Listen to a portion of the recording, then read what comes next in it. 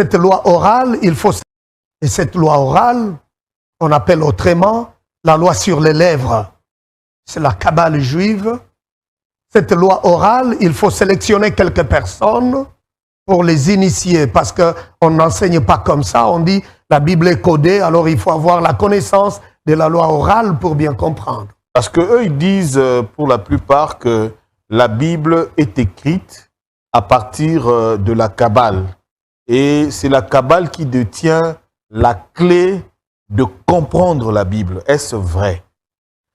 Cette histoire est venue plus tard, pour ceux qui auront l'occasion de lire Les dangers de l'humanisme, au XIVe siècle, lorsque l'humanisme va envahir l'Europe, il cherchait par tous les moyens comment détruire l'orthodoxie de la parole, et pour que les enseignements de la Kabbale juive soient incorporés dans le christianisme, pour enseigner les chrétiens, c'est alors que certains chrétiens qui sont devenus kabbalistes commençaient à dire que personne ne peut comprendre la Bible sans l'appui, sans l'apport de la Kabbale juive. La Kabbale aidera les gens à comprendre ce qui est écrit. Vous voyez le danger à partir de là. Voilà. Voilà.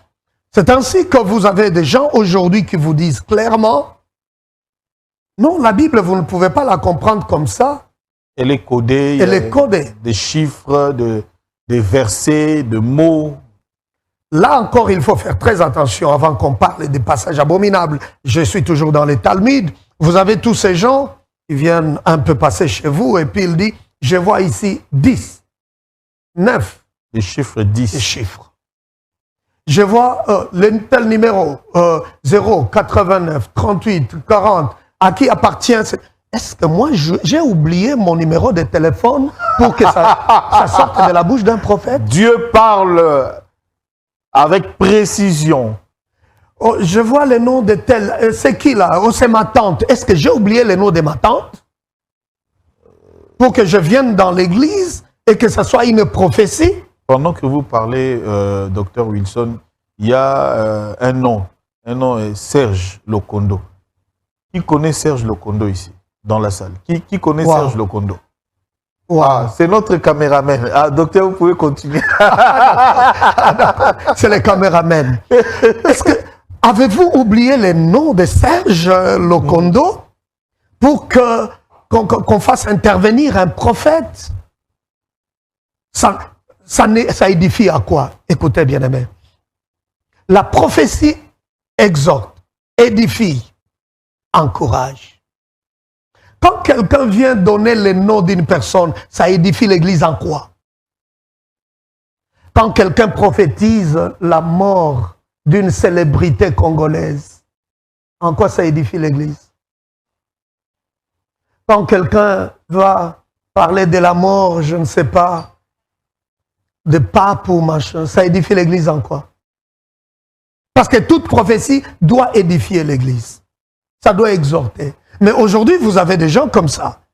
Une célébrité décédée, que le Seigneur m'en avait déjà parlé. Mais ça nous édifie, nous, en quoi? Des gens qui veulent entrer dans les rêves des gens. Et quelqu'un qui dit, non, non, je rêvais la nuit, mon pasteur, ou le pasteur qui dit, je rêvais, j'étais dans le rêve du chef. Ça édifie l'Église en quoi? Que l'Église soit à même de faire la différence entre la divination et la prophétie. Très bien. C'est là qu'il y a le problème. Alors, les Talmuds, plus tard, comme nous l'avons dit, a été confié dans l'écriture vers le 3e siècle de l'ère chrétienne. On a parlé de la Mishnah. Après la Mishnah, c'est le Talmud. Le Talmud, il y a deux versions. Il y a le Talmud palestinien qu'on appelle le Talmud de Jérusalem. Mais le plus dangereux, c'est le Talmud de Babylone, qui a été achevé en Babylone. Ce sont les enseignements ésotériques, les enseignements babyloniens, qui ont apostasié le vrai judaïsme. Ce que les gens ne comprennent pas, c'est l'occasion de dire à tous ces fanatiques avec les juifs rabbiniques, avec le sionisme, il est temps de quitter. Il est temps de sortir. Avec votre permission, allez-y. Je peux lire quelques passages abominables du Talmud. Il y a des passages contre Jésus-Christ. Il y a aussi des passages contre le christianisme. Dans quelques passages que je peux ramasser ici, par exemple, dans le judaïsme, dans le Talmud babylonien, qui est le plus mauvais, Shabbat 104b, c'est lu comme suit. Jésus, c'est un idiot. Et on n'apporte pas de preuves des idiots. Moi, je vous pose la question. Jésus qui est mort à la croix pour moi, mon sauveur, comment un jour aller m'allier, entrer dans une alliance avec quelqu'un qui traite mon sauveur d'idiot? C'est juste, ça ce n'était qu'un verset. Donc ici, il est assez clair que tous ces passages talmudiques est anti-chrétien. Parce que ça ridiculise même la naissance virginale de Jésus. Un autre passage, Sanhédrin 43a, dit ceci. La veille de la Pâque, ils ont pendu Jésus de Nazareth. Jésus a pratiqué la sorcellerie. Il a incité et égaré Israël. Jésus de Nazareth méritait-il de chercher un argument en sa faveur? Il était un séducteur. Et la Torah dit, vous n'épargnerez pas. Tu ne les cacheras pas non plus. Et puis il dit que Jésus se retrouve en enfer en train de bouillir les excréments des rabbins parce qu'il avait refusé les rabbins. Parce qu'il avait parlé en mal des rabbins. Je me pose toujours la question. Les gens qui entrent dans cette alliance sioniste chrétienne, sont-ils au courant de toutes ces choses? La Bible est claire. Le mystère de l'iniquité agit déjà.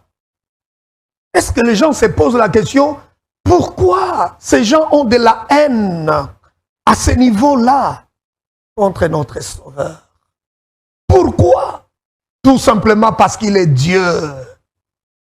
Tout simplement parce qu'il est le Sauveur. Et il y a plusieurs passages comme ça. Un autre qui dit, verser le sang des impies est un sacrifice acceptable pour Dieu, qui sont les impies. Pour les juifs talmudiques, les juifs babyloniens, les impies sont les chrétiens. Ils ne peuvent en aucun cas aimer un chrétien. Frère, croyez-moi, si vous voyez quelqu'un qui se dit pasteur, entrer en alliance avec les soi-disant rabbins, il n'est pas chrétien. Il est dans le syncrétisme. Il est dans l'abomination. Et même vous sacrifier comme vous êtes là, pour lui, c'est rendre un culte à son Dieu. Il n'a plus le cœur humain. Je ne peux pas hésiter. Nous avons l'occasion de dire à tous ceux qui se rassemblent dans ces sanctuaires de Satan de quitter. Anouka. Oui. Et il est dit dans Talmud Sanhédrin 57a, si un juif tue, ce n'est pas moi qui dis, c'est leur littérature. Si un juif tue un non-juif, il ne sera pas condamné à mort. Si un juif tue un non-juif, ce n'est pas un péché. Et le Zohar dit ceci, le taux de natalité des non-juifs doit être matériellement réduit. Zohar 1.25a dit ceci, les non-juifs devraient être exterminés parce qu'ils sont des idolâtres. Talmud de Shoshem Ram 26.1 dit ceci, un juif ne doit pas être poursuivi par un tribunal non-juif par un juge non juif ou par des lois non juives. Les Juifs doivent détruire les livres des non-Juifs. C'est pour cette raison le Nouveau Testament est détesté et haï. Bien-aimés, nous vivons pour le Seigneur et nous mourrons pour lui, nous qui l'avons accepté. Ceux qui nous ont précédés, les apôtres, les pères de l'Église, ont défendu la vérité. Mais aujourd'hui, le christianisme veut être confortable, stable dans les matériels. Ça n'a rien à voir avec le christianisme. Merci, docteur. Mais je vais quand même poser une dernière question, puisqu'on est vraiment vers la fin. On a fait. Merci. Les gens ont compris de révélation. C'est que vous appelez non, ce sont les Écritures qui en parlent, qui vous disent voilà ce qu'il faut faire. Il faut toujours lire tous les livres, suivre tous les enseignements. À l'église, partout vous pouvez vous retrouver à la lumière de la Bible. Seule la Bible, qui est la parole de Dieu, peut vous aider à comprendre. Ce qu'on dit là, c'est faux. Ça ne remplit pas les conditions. Vous comprenez? Une question, parce que quelqu'un a appelé pour poser la question qui dit, il est allé dans une église. Cette église à Bandal précisément, ça se trouve derrière l'église de Mangembo, chez un prophète. Il y a trop de prophètes au Congo, apparemment. Bon, lui, c'est un big. C'est le plus grand. Donc, le Congo produit beaucoup de prophètes. Des big prophètes. Wow. Alors, il dit, on lui a demandé de faire, si c'est autant de jours de prière. On lui a présenté un calendrier qu'on appelle le calendrier angélique. Ça, merci. Je le dis. Merci. Calendrier angélique. Et on lui a dit, de telle période à telle période, pour que ça puisse agir, il faut appeler tel ange. Et puis on lui a présenté, il y a six anges, hein, quelque chose. On lui a dit, il faut toujours être en contact avec, pendant cette période ici. Oui. Pendant cette période ici, je crois que ça va commencer à partir du 20 ou 21 mars. Il faut consulter l'ange Géliel et parler aussi à l'ange Sitaïel, quelque chose comme ça. Exact. Et vous aurez de réponses à vos prières. Et vous aurez des résultats. Et on lui a dit, tu pourras maintenant activer à partir de là ton ange de naissance. On va terminer avec un ange de naissance, activer, entrer en contact avec cet ange-là, comment opérer, commander, tu peux arriver à commander les anges. C'était ça l'enseignement qu'on lui avait donné. Il a eu peur, il est venu me voir. Ouais. Il dit,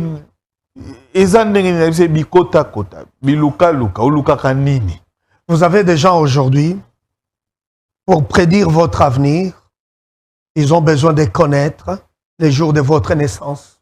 Astrologie. Astrologie. Vous êtes né quel jour, à quelle heure? Et puis, vous avez ce développement dans les enseignements sataniques qui parlent. Vous pouvez entendre quelqu'un dire, le thème du séminaire, c'est la guerre des étoiles. Votre étoile est combattue. Alors, il faut récupérer l'étoile. Bien-aimé, le Seigneur Jésus n'a pas déposé la destinée d'un homme dans les étoiles. La destinée, votre destinée, la mienne, c'est entre les mains du Seigneur.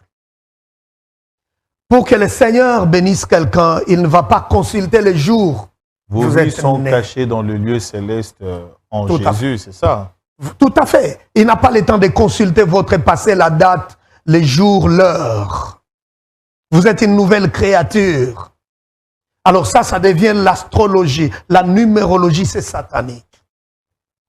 C'est la même chose avec cette histoire qu'on appelle l'angéologie dans les sacerdoces.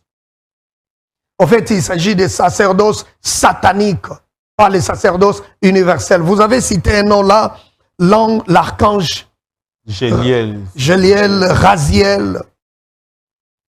Parce que pour eux, ce sont des noms qui ne sont pas mentionnés dans la Torah, dans la Bible.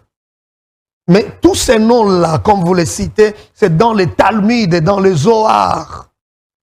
Parce qu'il y a de ces archanges, il faut prier les archanges pour que vous soyez guidés. Mais la Bible dit quoi? Tous ceux qui sont conduits par l'Esprit de Dieu sont fils de Dieu. Pas ceux qui sont conduits par les anges. Avez-vous compris cette différence? C'est quand même très important.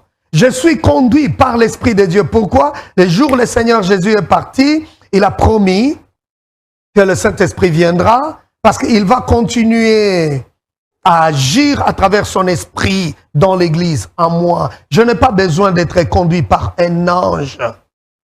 Donc il y a des gens qui exposent leur destinée aux démons. Il y a de ces archanges-là ou des démons déguisés pour la guérison. Et certains, on vous dira, ok, vous avez besoin d'un mari. Et nos sœurs aussi fassent très attention, parce qu'elles tombent facilement dans les pièges. Un prophète peut lui dire, ok, je vais activer un ange pour que tu aies ton mari. Et voilà, dans 10 jours, tu auras quelqu'un qui viendra. Effectivement, dans 10 jours, quelqu'un vient. Apparemment, il est très romantique. Parce que celui-là ne vous dira pas qu'après quelques jours, je vais détruire votre destinée. Il y a aussi des gens qui ont les problèmes de stérilité. Au lieu de prier, de demander à Dieu, ils vont chez les prophètes et les prophètes activent son ange, activent son démon. Et puis, après quelques jours, la sœur est enceinte. Et dira quoi? Ah, ça c'est un homme de Dieu formidable. La Bible dit ceci. Si quelqu'un, même s'il peut prophétiser, les choses se réalisent. Et après quoi, il vous montre d'autres dieux. C'est un imposteur. Cet enfant que vous recevrez de tous ces gens-là, ce n'est pas la bénédiction de Dieu parce qu'il ne vient pas de Dieu. Et plus tard, cet enfant vous causera des problèmes sérieux. Quand quelqu'un qui se dit serviteur de Dieu, mais vous met en contact avec les anges, fouillez. Ce ne sont pas les anges de Dieu, ce sont des démons déguisés. C'est clair. Et c'est ce qu'on appelle sacerdoce. Il y a tous ces démons-là qu'on active dans leur vie. Et il n'y a plus Christ dans tout ça. Parce qu'il ne parle plus de Jésus, ce sont les anges. Jésus n'a plus de place. Voilà les dangers avec cette histoire de sacerdoce mal compris, du judaïsme talmudique babylonien. Qui détruit la foi des gens. Voilà, merci beaucoup, Dr Wilson. Alors, les gens appelés, ils veulent s'en procurer. Comment ils vont